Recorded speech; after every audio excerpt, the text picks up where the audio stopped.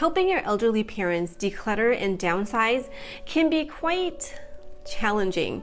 I know because I just went through this a few months ago. This process was definitely not fun, but it was needed, and I wanted to share 6 tips to help you help your parents declutter, simplify, and downsize. Welcome to my channel. If you are feeling overwhelmed and burdened and would like tips about simple and healthy living, then spend some time with me. In this video, I want to talk about a topic that many of us will face at some point in our lives, and that is helping elderly parents or loved ones downsize. It's a process that can be emotional and challenging, but also incredibly enlightening. So before I get into the decluttering tips, I want to briefly share my story. So the end of last year was difficult. My dad's health took a sudden turn for the worse. They say that your circumstances can change in the blink of an eye, and I felt that was what happened. In a period of 3 months, my dad was in and out of the hospital 3 times. In the meantime, my mom had her own health issues, and she needed to come live with me and my husband so that we could take care of her while my dad was in the hospital. Anyway, in that 3-month period, we needed to manage both my parents' health care, take care of their finances, their condo, and whatever else came up. At a certain point, we decided that both my parents needed to move into an assisted living facility since their needs, especially my dad's, was too much for us to handle.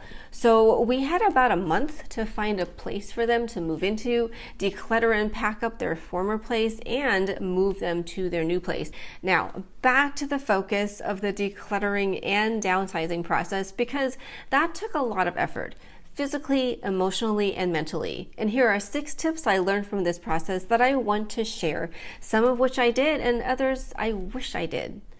Tip number 1, start with empathy.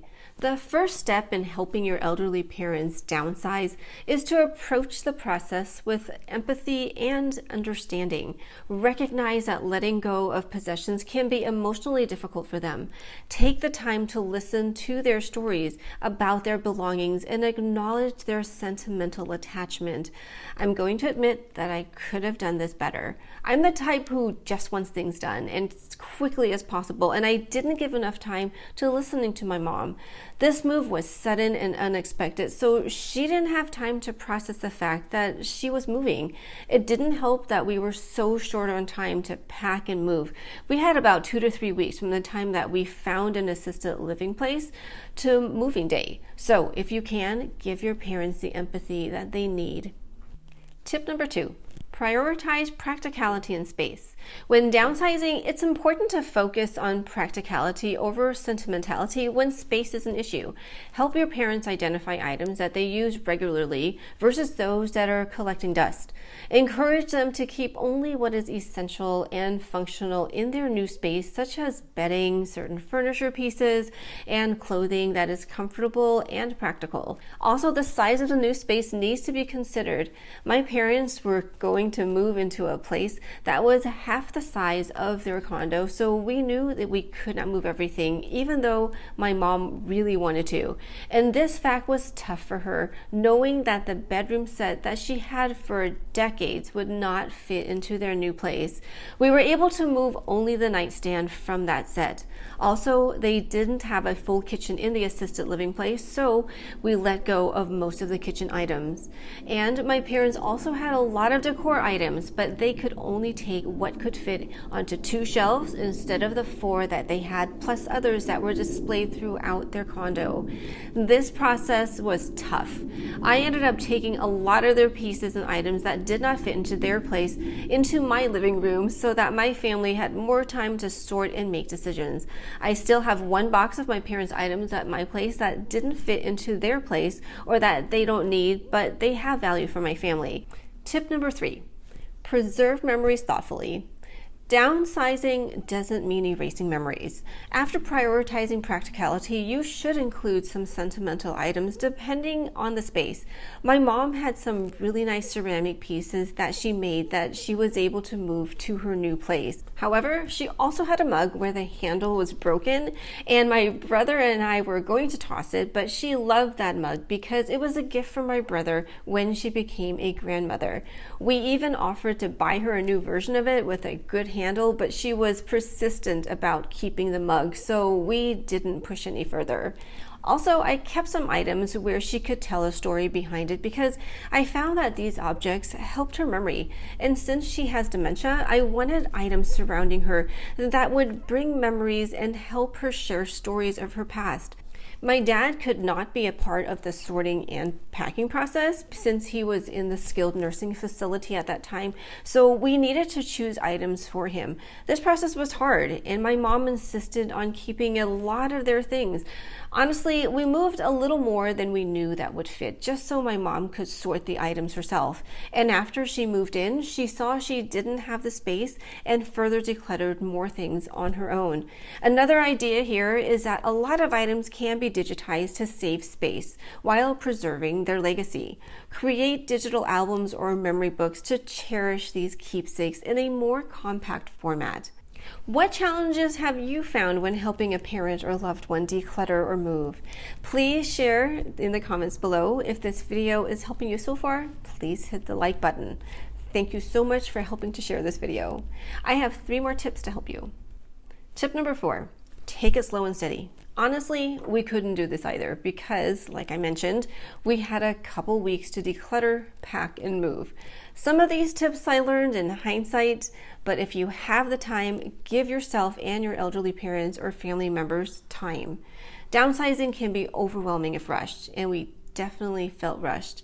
If you can, break the process into manageable steps spread out over time. This approach helps reduce stress for everyone involved and allows your parents to adjust gradually to the changes. Because we had to rush, my mom helped us just for a few days before she felt too overwhelmed. So my brother and I ended up decluttering the rest of their things, which made the process faster since we didn't need to stop and argue with my mom. But this was not ideal, and I don't recommend that. We had to do what was necessary at the time. So there are a couple different approaches to prevent this. First, start planning the decluttering and packing process as soon as you know there will be a move. So if your parents decide to move and put their house on the market, start decluttering as soon as possible, even before the house is on the market.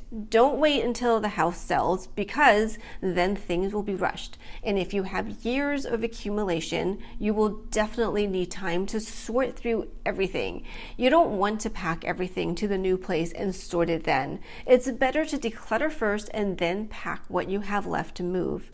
The second approach is to just start decluttering even if you don't plan to move. Why would you do this? 2 reasons. 1, you never know if you suddenly need to move, as in the case of my parents. I offered to help them declutter when they were well, but they didn't want to, so my brother and I were stuck with that task. And we probably tossed things that might have had meaning for them, but to us, we didn't know. The second reason to declutter sooner than later is to help your loved ones know what is important. You would be doing your children a huge favor by not accumulating lots of things and leaving piles of stuff behind. If you have a bunch of clutter and items left, chances are that most of these items will be tossed. I have already started decluttering a lot of items, not just to help my kids one day have less to sort and toss, but also to make things easier for me and simplify my life so I don't have to take care of a lot of things. Tip number 5, organize to make things easier. This lesson applies before and after moving and unpacking. It's similar to the advice that everything should have a place, but even more so when helping the elderly move. After we helped my parents move, I sorted similar items to have their own space. For example, all their washcloths are in this clear container. Their extra toothpaste and toothbrushes are in this other container. This is a good strategy for anyone, but for my parents, this serves to help them better remember where things are, for the caregivers to see where everything is with the clear containers on the shelf, and also when I come visit, I can quickly do an inventory of what they need so I can help them replenish their supplies. And tip number 6, seek professional help when needed. Sometimes bringing in a professional organizer or a downsizing expert can be incredibly beneficial. They can offer objective advice and assistance, making the process smoother and less emotionally charged, since arguing over objects and things gets tiring and petty. And an outsider can offer a different perspective and be able to help you and your elderly parents understand each other. I would have done this if we had the time. You can look for a professional declutterer, a professional organizer, or a senior move manager, depending on your needs.